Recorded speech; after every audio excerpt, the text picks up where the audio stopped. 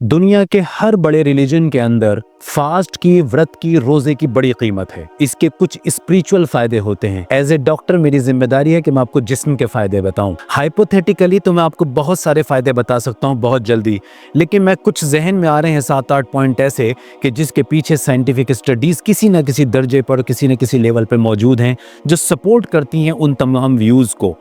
तो मैं ये आपको बताऊंगा इस वीडियो के अंदर कि इसके क्या फायदे हैं और आप इसके फायदे को कैसे बढ़ा सकते हैं, मैं ये भी बताऊंगा। और अब वीडियो के आखिर के अंदर हम एक नई चीज ऐड करने जा रहे हैं आपके काम के लिए कि आपके कुछ कीमती क्वेश्चंस हमेशा मेरे पास रहते हैं। हर वीडियो के अंत में मैं 2-4 जो भी मेरी हिम्मत और ताकत होगी उनका आंसर करूंगा, जिससे इंफॉर्मेशन को बढ़ाया जा सके, गलतफहमियों को दूर किया जा सके, मिथ्स को मिटाया जा सके। जो इस चैनल पर नए हैं वो इसको सब्सक्राइब करें, वीडियो को शेयर करें और लाइक भी करें। इससे फायदा ये होता है कि सही ऑथेंटिक इंफॉर्मेशन आप तक पहुंच जाती है। शुरू करते हैं। पहला पॉइंट जो मैं आपको बताना चाहूंगा कि फास्ट जब कोई आदमी करता है, पहले फास्ट को थोड़ा समझ लेते हैं कि फास्ट है क्या। देखिए, हर रिलीजन के अंदर जैसे मैंने कहा अलग अलग तरह से फास्ट को रखा जाता है, पर मकसद एक है। कुछ घंटों के लिए, कुछ स्पेसिफिक टाइम के लिए बॉडी को खाने से, पीने से बचाए रखने की कोशिश करना, ये फास्ट का असल मकसद है। जो फास्ट कराया जाता है उसमें ये उसका बेसिक पॉइंट है कि आपको कुछ घंटों के लिए भूखा रहना है। और इसी से हमको रिलेट करेंगे इंटरमिटेंट फास्टिंग। इंटरमिटेंट फास्टिंग भी इसी तरह की एक चीज़ है जिसका चलन आज काफ़ी है और उसके कुछ बेनिफिट्स वाकई सामने आते हैं और मैंने पर्सनली उसका तजुर्बा किया है, क्योंकि मैं कॉन्टिन्यूस बेसिस पे इंटरमिटेंट फास्टिंग फॉलो करता हूं। तो मैं बता रहा हूं फास्ट का मतलब क्या है। कुछ घंटों के लिए आप कैलोरीज से बचते हैं। ये है असल फास्ट का जो थीम जो है वो ये है। अब इसके फायदे क्या होते हैं। स्टडीज कहती हैं कि अगर कोई आदमी कुछ घंटों के लिए 12 से 14, 15 या 16 घंटों के लिए खाली पेट रहता है, वो अपने आप को मेजर मील से बचाता है, अपने आप को खाने पीने की चीज़ों से बचाए रखता है, तो कुछ चेंजेस उसकी बॉडी में आने शुरू होते हैं पहले ही दिन से। पहला फायदा क्या होता है, इंसुलिन सेंसिटिविटी इंप्रूव होनी शुरू हो जाती है। मैं आपको बताता हूं, इंसुलिन आपका वो हार्मोन है जो आपके ग्लूकोज को कंट्रोल करता है। अगर इंसुलिन की सेंसिटिविटी बिगड़ जाती है बॉडी के अंदर तो आप डायबिटिक होने के चांसेस बढ़ जाते हैं और मेटाबॉलिक सिंड्रोम होने के चांसेस, मतलब आपको हाई बीपी, कोलेस्ट्रॉल जैसी बीमारियां होने के चांसेस बढ़ जाते हैं। ये बिल्कुल प्रूवन फैक्ट है। इंसुलिन इतना इंपॉर्टेंट हार्मोन है और ये फास्टिंग इसको इंप्रूव करती है, पहले दिन से ही करती है। तो इंसुलिन जब रेजिस्टेंस आपका इंप्रूव होना शुरू होता है, आपकी बॉडी इंसुलिन को ज्यादा अच्छे से यूटिलाइज कर पाती है, तो आपकी बॉडी के अंदर ट्रेमेंडस चेंजेस आने शुरू होते हैं। उसमें टॉप लिस्टेड है कि आपका शुगर की बीमारी होने का खतरा कम हो जाता है। और याद रखिए, शुगर जब, जो आप अच्छी तरह जानते हैं, जब कोई डायबिटिक होता है तो 1000 बीमारियां उसको वैसे ही पकड़ लेती हैं, क्योंकि उसकी इम्यूनिटी बहुत कमजोर हो जाती है। दूसरा पॉइंट इसके अंदर जो आपको ये फास्टिंग से देखने को मिलेगा अपने जिस्म के अंदर, वो है इन्फ्लेमेशन का कम होना।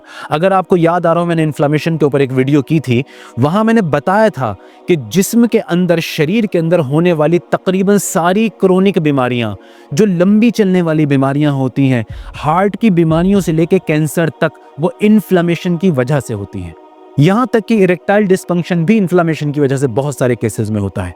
जी हाँ, तो इन्फ्लेमेशन क्या है, आसान जबान में सोजिश भी बोलते हैं, सूजन भी बोलते हैं, लेकिन यहाँ जो मैं इन्फ्लेमेशन बता रहा हूँ ये वो आम बात वाली इन्फ्लेमेशन नहीं है कि किसी के चोट लगी, वहाँ पे कुछ चोट लग के सूजन आई तो उसको भी इन्फ्लेमेशन बोला जाता है। तो आम जबान में तो बात यही है, पर ये सेल के लेवल पे भी होती है। उसका आपको शुरुआत में पता नहीं लगता, साल हर साल तक हमारी बॉडी के अंदर इन्फ्लेमेशन चलती है और फिर हमें अचानक जाके पता लगता है कि हार्ट अटैक हुआ, किडनी की बीमारियां हुई, लीवर की बीमारियां हुई, कैंसर जैसी बीमारियां हुई, लंग्स की बीमारियां हुई, ब्रेन की बीमारियां हुई, पता लगता है ये पीछे वो इन्फ्लेमेशन है। ये फास्टिंग इस इन्फ्लेमेशन को रिड्यूस करने लगती है पहले ही दिन से। तीसरा पॉइंट है इसके अंदर, ये आपके बीपी को और कोलेस्ट्रॉल को कंट्रोल करती है। अब सोचिए, कोई चीज बिना दवा के ही बीपी और लिपिड को और आपके ब्लड के फैट्स को, जिसे हम कोलेस्ट्रॉल भी बोलते हैं, जब उसको मैनेज करना शुरू करती है तो कितनी सारी बीमारियों से आप बचते हैं और आपकी एनर्जी का लेवल क्या होगा। अगला पॉइंट है इसके अंदर कि आपके ब्रेन के फंक्शन इंप्रूव होते हैं। जी हाँ, स्टडीज ये देख चुकी हैं, बता चुकी हैं,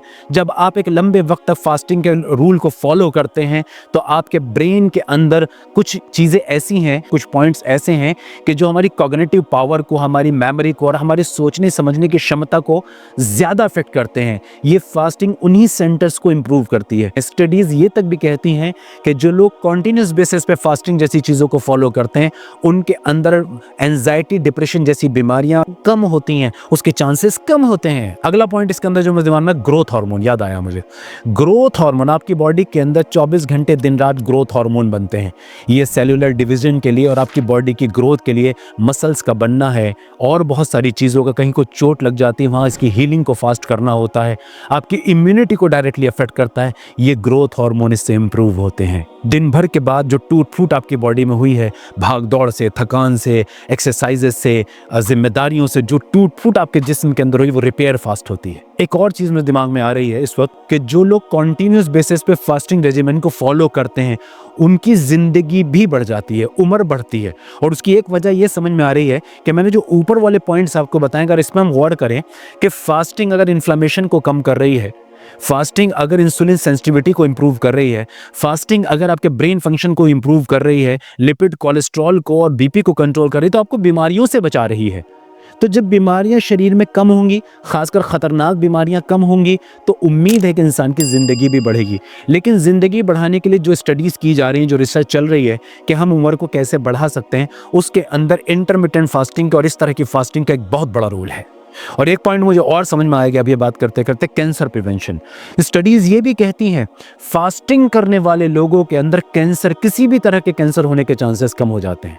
और इसकी भी वजह मुझे लगता है वही है कि इन्फ्लेमेशन कम होती है। तो ये कुछ पॉइंट्स थे बड़े इंपॉर्टेंट से जो जहन में आए कि फास्टिंग के इतने सारे फायदे हैं। एक बात और चलते चलते यहाँ ज़रूर कहूँगा कि फास्टिंग सबके लिए नहीं है। जैसे जिन लोगों को शुगर की बीमारी हो चुकी है, डायबिटीज़ है और उनकी डायबिटीज़ अनकंट्रोल्ड है, ऐसे लोग शुरुआत में फास्टिंग से बचें। ये किसी तरह की कोई भी क्रोनिक बीमारी जिसके अंदर न्यूट्रिशन की इंतहा लेवल पर ज़रूरत होती है, आपको सही protein, vitamin, carbohydrate, macros and माइक्रोज अच्छे अमाउंट में चाहिए होते हैं, बहुत सारी बीमारियां ऐसी होती हैं, वहाँ भी फास्टिंग नुकसान करती है। तो पता लगा बीमार लोगों को एक बार अपने डॉक्टर से कंसल्ट करना चाहिए। बीमार लोगों को, जो बिल्कुल हेल्दी हैं, एक नेचुरल लाइफ और हेल्दी लाइफ जी रहे हैं, उनके लिए तो ये अमृत ही है। इससे ज़्यादा मैं वाकई नहीं कह सकता, संजीवनी बूटी की तरह काम करती है। मेरा अगला पॉइंट है कि आप इस फास्टिंग को कैसे मैक्सिमाइज करें, इसके रिजल्ट्स को ज्यादा से ज्यादा फास्टिंग का फायदा कैसे उठाएं। मैं 2-3 बातें आपको बताता हूं। सबसे पहली बात, आजकल तो रमजान चल रहा है और ये रमजान का महीना है और लोग रोजे रख रहे हैं, ये मैं उनको भी बताना चाहता हूं, वो भी सीखें और आने वाले वक्त में जो दूसरे लोग व्रत रखेंगे उनका भी वक्त आएगा तो वो भी इस बात को सीखें। क्या करना है आपको कि जब आप अपने खाने वाले विंडो में आए हैं तो जंक फूड, फास्ट फूड और शुगरी आइटम इस्तेमाल ना करें, जिसमें चीनी घोल रखी हो, शरबत मिला रखे हो, आर्टिफिशियल कोल्ड ड्रिंक, जूसेस मिला रखे हो। तो आप जब अपने खाने वाले विंडो में आए, फास्टिंग के बाद जो आप पहला मील लेंगे, जो पहला खाना आप खाएंगे, उस खाने के अंदर थोड़ी सैलेड जरूर हो, कार्बोहाइड्रेट्स के अच्छे सोर्स हो। हमारे यहाँ रोटी, चपाती, चावल ये अच्छे सोर्सेज हैं कार्बोहाइड्रेट के। इसी तरह प्रोटीन के अच्छे सोर्स उसके अंदर मौजूद हों, चाहे कोई प्रोटीन अच्छा सप्लीमेंट हो, एग हो, फिश हो, नॉन वेज हो, और जो वेजिटेरियन है वो वे प्रोटीन आइसोलेट यूज़ कर सकते हैं, सोया चंक, सोयाबीन जैसी चीज़ें यूज़ कर सकते हैं, इस तरह टोफू जैसी चीज़ यूज़ कर सकते हैं। इस तरह की एक मुकम्मल मील तैयार की जाए। हमारे घरों में जो आमतौर से इंडिया में खाने खाए जाते हैं, इसको थोड़ा इम्प्रूव करने की ज़रूरत है। हमारा ज़्यादातर फोकस कार्बोहाइड्रेट और फैट्स की तरफ होता है। हमने देखा है, तजुर्बे से भी देखा और स्टडीज़ भी ये कहते हैं कि इंडियन पीपल काफ़ी डेफिशिएंट हैं प्रोटीन के अंदर। तो हमारे यहाँ प्रोटीन का चलन नहीं है। एक ज़माना था हमारे यहाँ कि हमारे बुजुर्ग दूध ज़्यादा पिला लिया करते थे, इस तरह की चीज़ें हमें ज़्यादा खिला लिया करते थे, तो किसी दर्जे में उस प्रोटीन की कमी को हम पूरा कर लेते। पर अब ऐसा कल्चर भी नहीं है, अब हालात बदल गए हैं। आज junk food, fast food, carbohydrate और फैट्स के ऊपर फोकस ज़्यादा है, तो प्रोटीन काफ़ी तेज़ी से कम हो रहा है, जिसका नतीजा आप बड़ा ख़तरनाक आपकी बॉडी में आता है। आपकी इम्यूनिटी ख़राब होती है, आपकी मसल्स ख़राब होती हैं, आपकी बोन्स ख़राब होती हैं, आपका ब्रेन ख़राब होता है, यहाँ तक कि कई क्रोनिक बीमारियाँ जन्म ले लेती हैं। तो इससे बचना है, तो जो पहला मील हो वो हेल्दी हो। इसके साथ तीसरा पॉइंट है कीप हाइड्रेटेड। इतना पानी, इतना न्यूट्रिशन के साथ साथ इतना हाइड्रेशन भी देना है कि आपकी बॉडी उससे प्रॉपरली काम करती रहे। जैसे आप इसके अंदर नारियल का पानी इस्तेमाल कर सकते हैं, इसके अंदर कुछ लोगों को शिकंजी भी फ़ायदा कर सकती है, नॉर्मल पानी भी फ़ायदा कर सकता है, कांजी भी एक अच्छा ऑप्शन, मैंने वीडियो में कांजी के बारे में बताया है, वो भी एक अच्छा ऑप्शन है। छाछ जैसी चीज़ें, लस्सी जैसी चीज़ें जिसमें शुगर ना मिक्स की गई हो, ये बहुत अच्छे ऑप्शंस हैं। तो इनको अगर आप करेंगे, इसके साथ अगला 30 से 40-45 मिनट तक रोज़ाना वॉक ज़रूर करें, चाहे आप फास्ट वाले दिन में हो या नॉन फास्ट वाले दिन में हो। ये आपके न सिर्फ इन बेनिफिट्स को एनहांस करती है, ऑगमेंट करती है, बल्कि आपके और बॉडी के तमाम, जिसे कहते हैं ना कि एक क्वालिटी ऑफ लाइफ को भी बहुत इंप्रूव करती है। तो ये बहुत सारे फ़ायदे फास्ट के हैं। तो अब मैं अपने अगले सेशन की तरफ आता हूँ। जो क्वेश्चंस आप मालूम करते हैं कमेंट बॉक्स में आके, तो उनमें से कुछ कीमती क्वेश्चंस हमने निकाले हैं। मैं नाम के साथ बताऊंगा कि किसने वो मालूम किया है, क्या क्वेश्चन मालूम किया है, और उसका जवाब देने की कोशिश करूंगा। एक बात आपसे और भी कहना चाहूँगा, ये मैं मोहब्बत की बिना पे कह रहा हूँ, मैं आप ही की तरह इंसान हूँ, हाँ डॉक्टर हूँ, तो हो सकता है मुझसे भी कुछ गलतियाँ होती हों बताने के दौरान, आपको समझाने के दौरान, लफ्ज़ों में कोई कमी हो सकती है, लैंग्वेज में कोई कमी हो सकती है। मेरे मकसद और मेरे मोटिव पे नज़र रखें कि मैं बताना क्या चाहता हूँ, उन चीज़ों को इग्नोर करें। आपकी तरफ से जो अच्छे कमेंट्स आते हैं उनमें से बहुत सारी चीज़ें मुझे सीखने को मिलती हैं, तो मैं उससे और बेटर करने की कोशिश करता हूँ। शुरू करते हैं। देखिए, एक सवाल बहुत अच्छा इसके अंदर आया है। जज़ी खान साहब पूछ रहे हैं कि रमज़ान के वो रोज़े रख रहे हैं, उसके बावजूद भी रोज़ उनको डिस्चार्ज यानी कि नाइटफॉल हो रहा है, तो वो इसको कैसे रोकें। देखिए, एक बात याद रखिए, आप अपनी नेचुरल चीज़ों को किसी चीज़ से रोकने की कोशिश ना किया करें। मसलन अगर आपको यूरिन का प्रेशर है तो आप इसे ज़बरदस्ती रोकेंगे, आपको नुकसान होगा। आपको पॉटी का प्रेशर, आप इसे ज़बरदस्ती रोकेंगे, नुकसान होगा। इसी तरह नाइटफॉल भी एक नेचुरल फिनोमिनन है, एक नेचुरल प्रोसेस है। किसी को ये ज़्यादा होता है, किसी को ये कम होता है, इसे बीमारी समझिए ही नहीं आप। जब ये बीमारी है ही नहीं तो आपको टेंशन नहीं होगी। ये कुदरती तौर पे हो रहा है, इसमें तो बल्कि आपको खुश होना चाहिए कि आपके शरीर में वीर्य ज़्यादा बनता है, आप लोगों से ज़्यादा ताकतवर मर्द हैं। तो परेशान ना होइए, इसको होने दीजिए। बहरहाल अगर आपको ऐसा लगता है कि आप इससे बहुत इरिटेटेड हैं तो एक बार किसी क्वालिफाइड सेक्सोलॉजिस्ट से बात कीजिएगा, शायद वो आपके लिए कोई बेटर रास्ता सजेस्ट कर सके। एक हमारे भाई हैं जसप्रीत सिंह साहब, उन्होंने बड़ा प्यारा सवाल किया है। वो ये कह रहे हैं कि मैंने कांजी की वीडियो में ये बताया था कि जब आप कांजी को तैयार करें तो इसके ढक्कन को टाइट रख दें, लेकिन उन्होंने किसी दूसरे डॉक्टर की वीडियो को भी देखा, उन्होंने कहा कि कांजी जब बनाएं तो कांजी के ढक्कन को थोड़ा सा लूज छोड़ दें, जिसकी वजह से इसके अंदर से गैसेस पास हो जाएं। देखिए, इसमें यह बात समझिए, ना बात ये गलत है ना बात वो गलत है। बात ये समझिए कि जो जब कांजी तैयार हो रही थी उसके अंदर फर्मेंटेशन का प्रोसेस हो रहा था, तो इसमें कोई दो राय नहीं, कुछ गैसेस बनती हैं।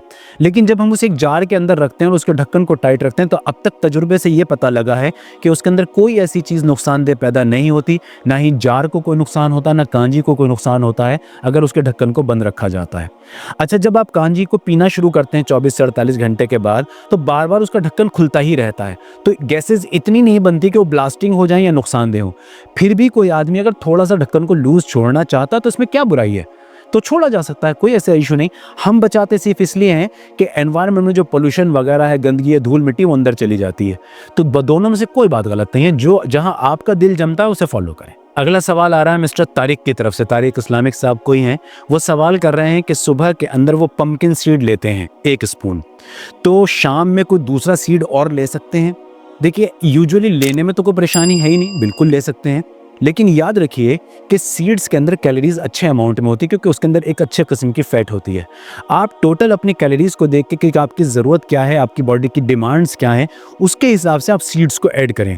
सीड्स एक हेल्दी ऑप्शन है, लेकिन हद से ज़्यादा किसी भी चीज़ का इस्तेमाल ठीक नहीं होता। तो आप देखिए कि अगर आप पतले से आदमी हैं, आपको ज़्यादा कैलोरीज की ज़रूरत है, आप कैलोरी डेफिसिट में नहीं चल रहे हैं बल्कि आप सरप्लस में चल रहे हैं, आप अपने वज़न को थोड़ा सा बढ़ाना भी चाहते हैं, तो आप सीड्स का इस्तेमाल बिल्कुल कर सकते हैं, कोई नुकसानदेह नहीं है। सवाल मिस्टर सिंह की तरफ से है और बड़ा प्यारा सवाल है। वो ये कह रहे हैं कि हमने एक वीडियो के अंदर मैंने बताया था कि पहाड़ी लहसुन कितना फ़ायदेमंद होता है, तो शायद वहाँ से उनको ये लगा, वो मालूम करना चाहते हैं कि जो घर के अंदर हम लहसुन इस्तेमाल करते हैं, गार्लिक यूज़ करते हैं, क्या उससे भी वही फ़ायदे होते हैं, उसका यूज़ किया जा सकता है? जी हाँ, उसके भी फ़ायदे बहुत होते हैं और उसको भी आप यूज़ कर सकते हैं और कई तरह से यूज़ कर सकते हैं। मैं रिकमेंड करता हूँ कि रोज़ाना ताज़ी चटनी बनाई जाए लहसुन की, पुदीने के साथ, हरे धनिए के साथ, और उसको अपनी रोटी के साथ, अपनी सब्जियों के साथ, अपनी तरकारियों के साथ उसे खाया जाए। ये बहुत अच्छा तरीका है। कुछ लोगों को हमने ये भी देखा है कि वो उसकी कच्ची कलियाँ निकाल के चबा के सुबह को खा लेते हैं। लहसुन के अंदर जो इंपॉर्टेंट केमिकल है लहसुन, वो मिल जाता है उससे भी, लेकिन पहाड़ी लहसुन पे हमारा तजुर्बा ज़्यादा है, तो ये बात एक्सपीरियंस से साबित है कि वो ज़्यादा बेटर साबित होता है बीपी कंट्रोल करने में और कुछ हेल्थ बेनिफिट ज़्यादा देने में। उम्मीद है मेरी बात समझ में आई होगी। वीडियो अगर पसंद आई हो तो इसको लाइक भी करें, शेयर भी करें, और मेरी इस वीडियो पे बड़ा ज़रा ध्यान दें, इससे बहुत काम की बातें आपको मिलने वाली हैं। एक बात मैं और कहूँगा कि ये जो वीडियो के अंत में क्वेश्चन आंसर सेशन हमने शुरू किया है, इसमें अपने कमेंट ज़रूर दें कि ये एक अच्छी चीज़ है, कैसे कंटिन्यू करना चाहिए या नहीं करना चाहिए। Thank you very much.